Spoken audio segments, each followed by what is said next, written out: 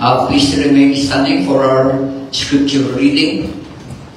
Our text for today is in the book of Matthew, Matthew 28, verses 19 and 20. Let's start. Matthew 28, verses 19 to 20. Go therefore and make disciples of all nations, baptizing them in the name of the Father and the Son and the Holy Spirit, teaching them to observe all that I commanded you, and lo, I am with you always, even to the end of the age. May the words of my mouth and the meditations of our hearts be pleasing in your sight, O Lord, our rock and our Redeemer. Amen. Amen.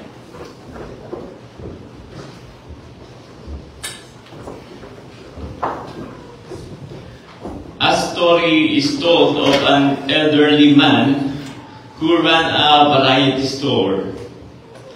At one time, it had been a very prosperous business. But in recent years, he had become obsessed with trying to keep the store neat and clean. He would spend hours arranging and rearranging the merchandise on the shelves, often refusing to unlock the doors for fear that the store would be thrown into disarray, eventually banning customers from coming into his store. Shoppers must now look through the window, spot the items they want, and then ring a bell to be served through that window. The appearance of his store became the priority, and selling merchandise only became secondary. That storekeeper had lost sight of his mission. While that story is ridiculous, it's easy for a church to also lose sight of its mission. The members get diverted from their mission as a church and busy themselves with lesser things instead. If they're not careful, churches begin to accumulate various programs, many of which were legitimate when they started.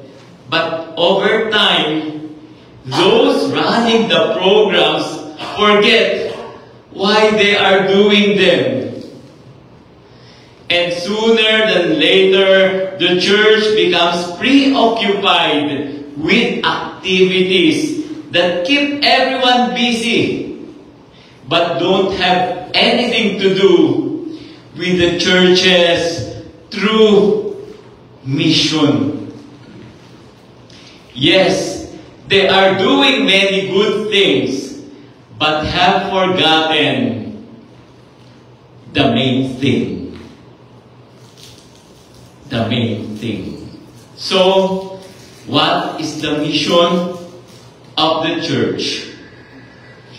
In a nutshell, the church's mission is to glorify God by proclaiming the gospel to the lost and making Christ-like disciples who also make Christ-like disciples. But there are other ways to state it. J.I. Packer, for instance, wrote, "The task of the church is to make the invisible kingdom visible through faithful Christian living and witness bearing." Kevin DeYoung and Greg Gilbert say, "The mission of the church is to go into the world and make disciples by declaring the gospel of Jesus Christ in the power of the Spirit and gathering these disciples into churches that they might worship and obey Jesus Christ now and in eternity to the glory of God the Father. Our church mission statement, as you can see in front of me, says we exist to know Jesus and make Him known. Thus, we have an upward focus, which is knowing Jesus or being disciples, and an outward focus, making Him known or making disciples. And the process is not complete until the disciples we produce are also themselves making other disciples. So the church's mission is to glorify God. And we glorify God by first proclaiming the gospel to the lost. So the church's mission is to glorify God by proclaiming the gospel to the lost.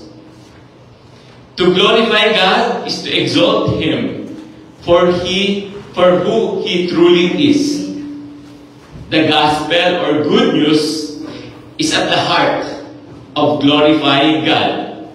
The gospel is at the heart of glorifying God because God sending His own Son to pay the penalty for sinners so that He can offer forgiveness of sins and eternal life as a free gift to all who believe, exalts God's love, grace, holiness, and justice as nothing else can.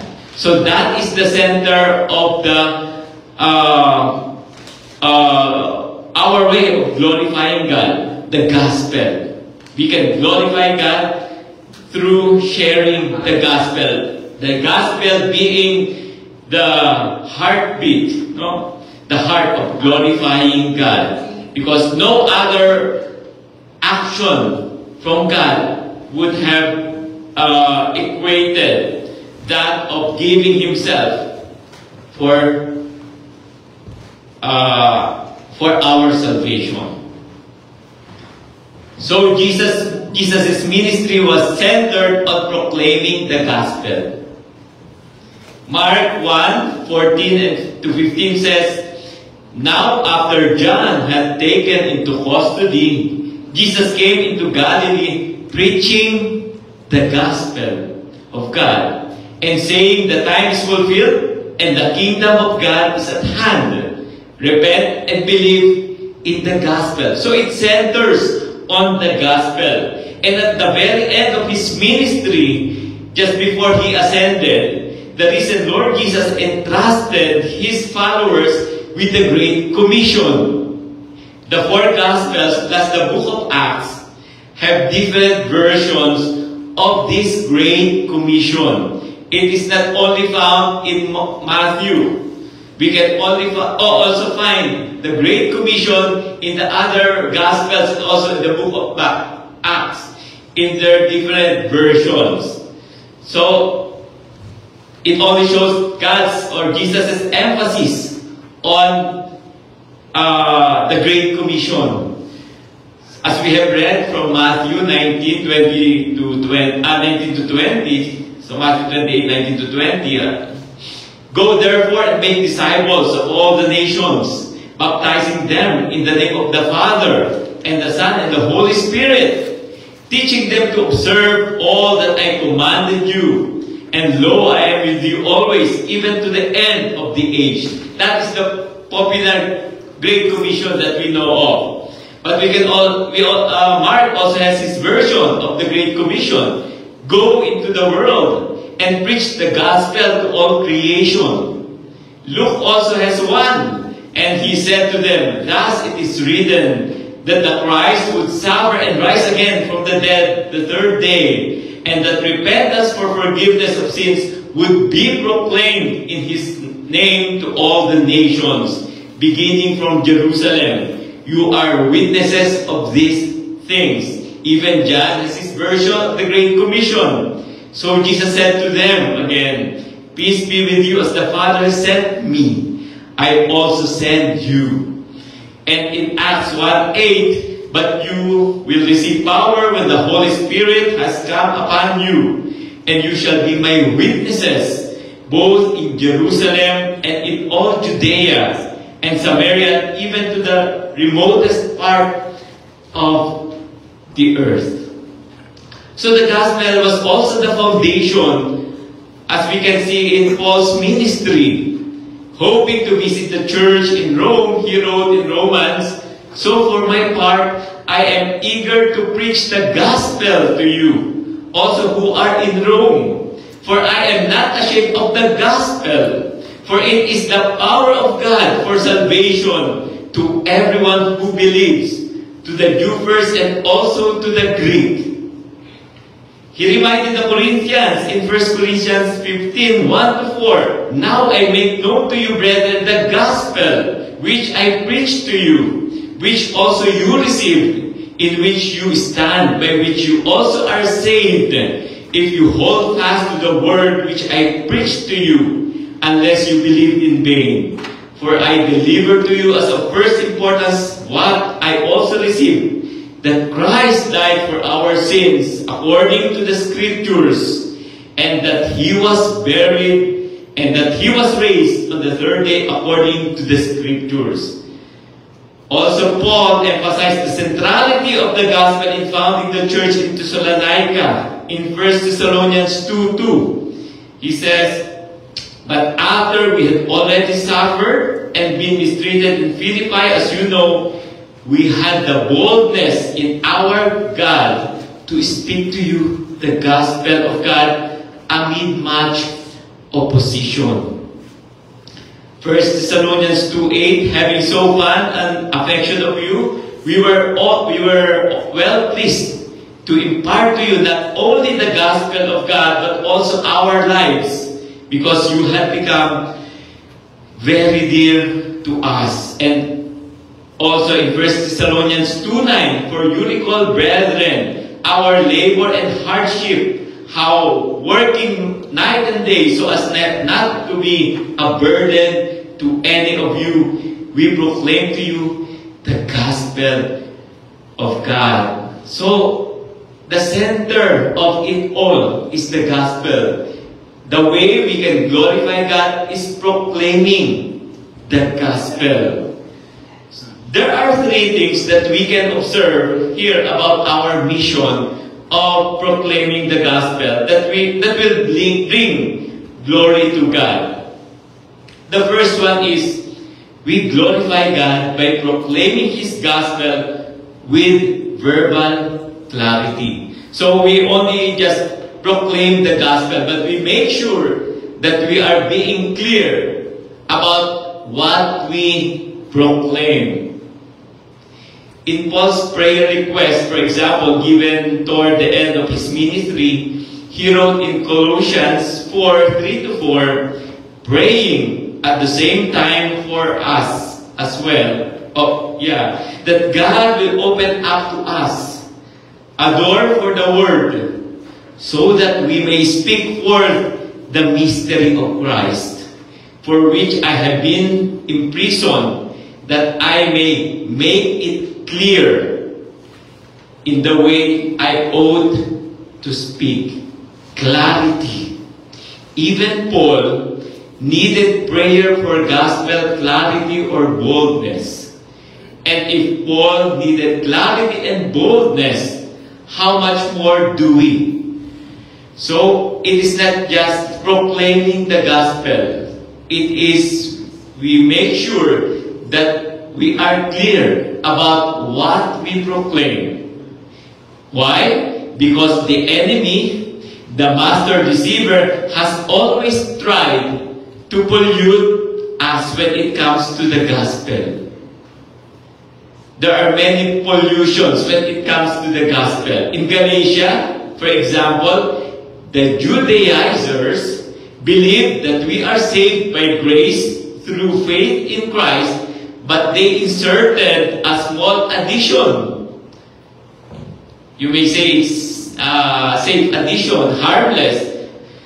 No, but you also, it says, their addition says, you must also be circumcised and keep the Jewish or the Jewish ceremonial laws. But Paul strongly labeled this a different gospel, which is not a gospel at all, and called down God's condemnation of these false teachers. So we should be aware whether a gospel is the true gospel, because there are many pollutions, and nowadays we can also encounter that. All through the New Testament, we see that many forms of false teaching had already infected the early church. That's why if we read the New Testament, we read Pauline letters, we can see how Paul rebukes those who are not teaching the true gospel. No. Calling out all those false teachers. Until our day, we see multiple errors concerning the gospel. Many who profess to follow Christ, as well as most of the cults, pollute the gospel as the Judaizers did by adding human merits or good works to faith in Christ as the requirement for salvation. That has been an earlier issue, the issue of their past, up to our present time. That issue of adding work to the salvation still persists up to this day. For example, the prosperity gospel appeals to greed and selfishness by falsely promising a life of health and wealth if you believe in Jesus. Others sell the gospel as a spiritual form of self-help, promising a happy life, a happy family, and personal success when they come to Jesus. Although that may happen, it should not be the end-all and be-all. What if it does not happen? Does our faith only depend on the good things that God does to us? In fact, His being God should already command our awe, respect, and obedience of Him. And if that's not enough, He sacrificed His Son to die for us so that there will be a way for people to be with Him in His kingdom for those who will believe in Jesus. I just don't know if that's still not enough for us to put all our trust and faith in Him. Another movement also falsely tells people that they can receive Jesus as Savior and be assured of heaven even if they can continue to live in their sins and no repentance. There are other pollutions to the gospel. We are very much familiar, Filipinos in the Philippines. There is one preacher who proclaims himself to be the Son of God. And he also has many followers. Imagine. How much more can we convince other people of the true gospel? We are speaking of the true gospel. If there are people who would be able to convince other people with their false gospels, how much more we are. We believe in the true God and we have the true gospel. So the first thing is we need to be clear on the gospel and make that vital message clear to those whom the enemy has blinded. The gospel is the message of salvation from God's eternal judgment. Because we all have sinned and deserve His judgment. And Jesus Christ, who is God in human flesh, died in our place, bearing the penalty we deserve. God justifies. He declares us righteous as though we did not commit sin anymore. That's the meaning of justification. And freely gives us eternal life to every sinner who repents and believes in Jesus. Aside from proclaiming a clear gospel, another thing about proclaiming the gospel is that we glorify God by proclaiming His gospel to all people. So after being clear about the gospel, we proclaim it to all the people. The Great Commission extends to the whole world because Jesus is the Savior of the whole world. Jesus, with His blood, purchased for God those from every tribe and tongue and people and nation. They will glorify God before Him, before His throne forever and ever. So, the church should be committed to the cause of world missions. John Stott says that the highest motive for missions is not obedience to the Great Commission, nor even love for sinners, but rather it is our passionate zeal for the glory of God. Our obedience to God, to proclaim the gospel, is not because we want to obey the Great Commission. It is not because we love the sinners, but more than that, we want to glorify God. Amen. That should be the end all and be all. Amen. And the last one about proclaiming the gospel is that we bring glory to God by proclaiming His gospel backed up by Christ-like love to all people.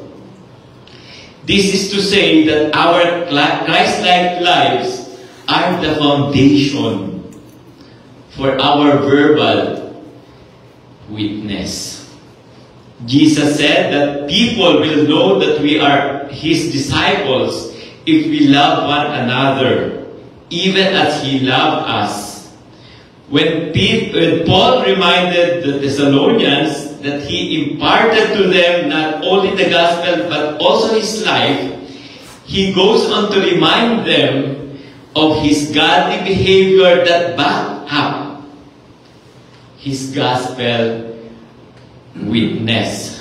Why so? Because the enemy has repeatedly used the hypocrisy of those who profess to be Christians but live worldly lives to undermine the gospel message. So it is very important that what we speak, we walk the talk.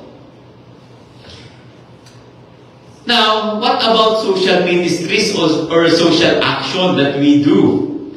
Does it count as evangelism? These are all actions. Our caring for the poor, the homeless. We give to the poor. We feed them. We feed the hungry.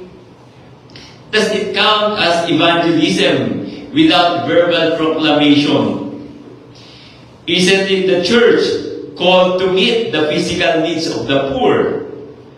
While it is not love to proclaim the gospel to our neighbor and leave them starving, at the same time, it is also not love to feed them without proclaiming the gospel. I repeat, while it is not love to proclaim the gospel to our neighbors and leave them starving, at the same time, it is also not love to feed him without proclaiming the gospel. In other words, meeting social needs may be means to evangelism, but meeting social needs alone is not evangelism.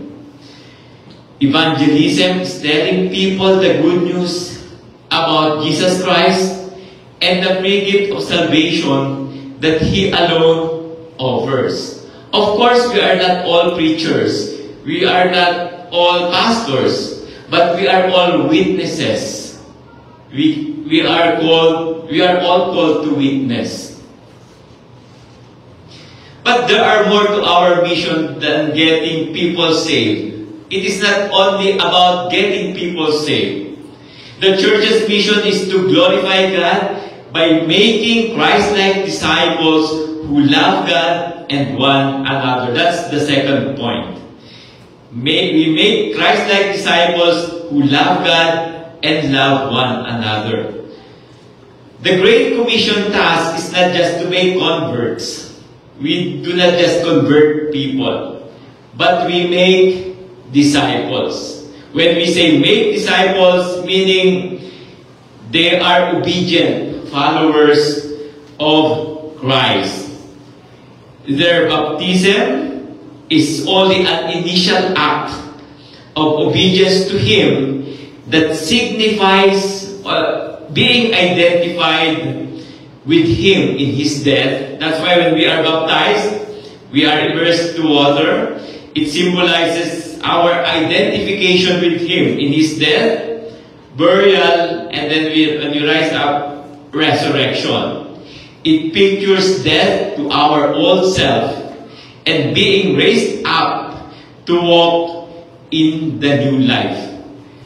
So, when we rise up from water, we are having a new life. Also, we are to teach them. When we disciple, we are also to teach them to obey all that Jesus commanded. Of course, following Jesus is a lifelong process of learning and growth. And if a person professes to know Jesus as Savior, he is seeking to grow in obedience to Jesus' commands day after day after day. So what are then the characteristics of Christ-like disciples? So we say that we are making disciples and they are to be Christ-like disciples. So what are then the characteristics of Christ-like disciples? Christ-like disciples love God above all else. Do we love God above all else? More than our family, our jobs, our property. This is also a lifelong process that is never perfect in this life. But when we trust in Jesus as Savior and Lord, we begin to love Him and love the Father who sent Him for our salvation. We seek to please Him as His beloved children. Jesus even said to His disciples, He even said that His disciples must hate their own families and their own lives, even our own lives. We have to hate our families and even our own lives in comparison to our love for God. Love for God must be first. This should be our direction, although not a matter of perfection.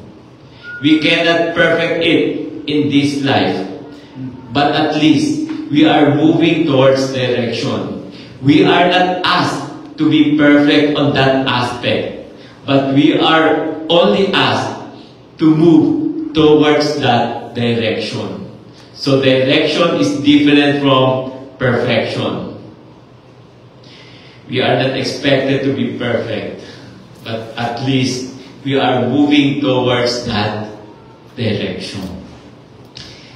Love for God also includes worshiping Him in spirit and in truth.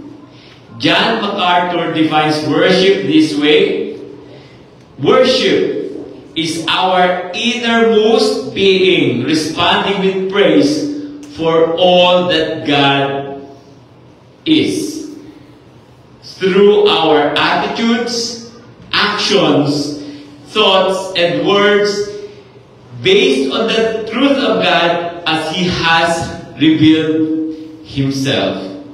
When we gather together here as a church, it is therefore assumed that we are worshiping God individually in private, thereby making our corporate gatherings truly worshipful. We don't worship God only when we are gathered together as a church. No, it is not only this time that we worship God when we are gathered as a church. Gathering as a church is only the culmination of our individual and family worships done in private during the week.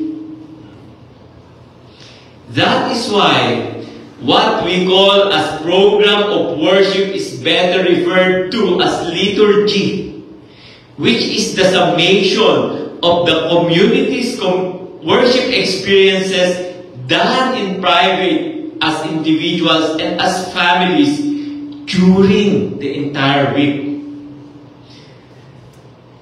And we aren't worshiping God in truth unless we're growing both in understanding and applying God's word of truth. So whenever we gather here on Sundays, it is only the culmination. It is assumed that we are worshiping God in our individual, in private, as individuals, in our personal capacities and as families. And when we gather here, we gather as a community, as people gathered, as the culmination and summation of our worship experiences during the week. Another characteristic of Christ-like disciple is we build up one another in love. Christ-like disciples build up one another in love. Christ-like love for one another is the primary mark of His true disciples. As Paul explains, you can have all gifts and all knowledge and great faith, but if you lack love, you are nothing. The first fruit of the Spirit is love, and like love for God, we must grow in love for one another. This means working through relational conflicts and misunderstandings with compassion, kindness, humility, gentleness, and patience, bearing with and forgiving one another, because we all want to glorify God. We can sacrifice, we can set aside our emotions just to glorify God. But if we're a loving church, but we're just inwardly focused, we are not becoming Christ-like disciples. Jesus summed up His own mission for the Son of Man has come to seek and save that which was lost. And so, the church's mission is to glorify God by making Christ-like disciples who also make Christ-like disciples.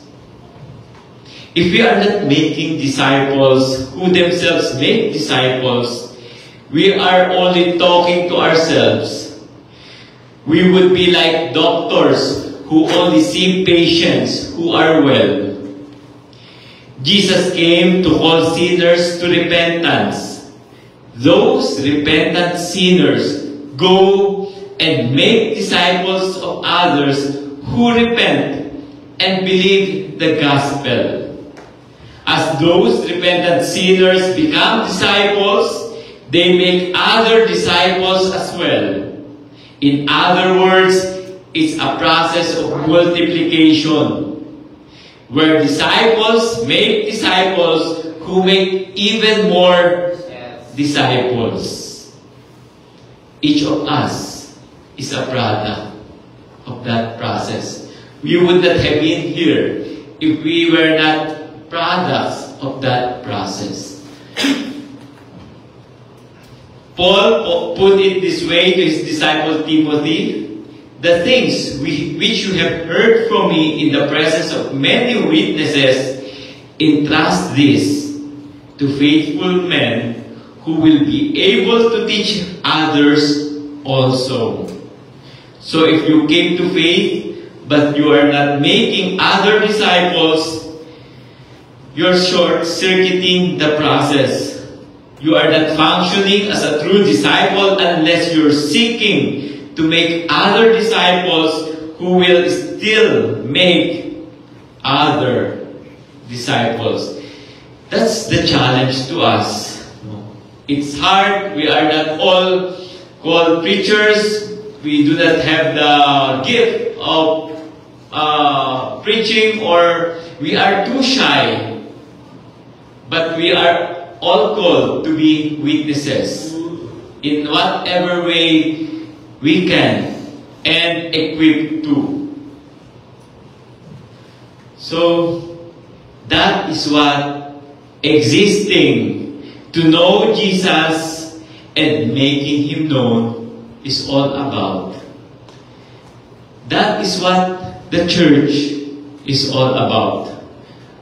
To glorify God by proclaiming the gospel to the lost and making Christ-like disciples who also make Christ-like disciples. To focus on anything else other than that is to cease being a church. To focus on anything else other than that is to cease being a church. That is the main thing.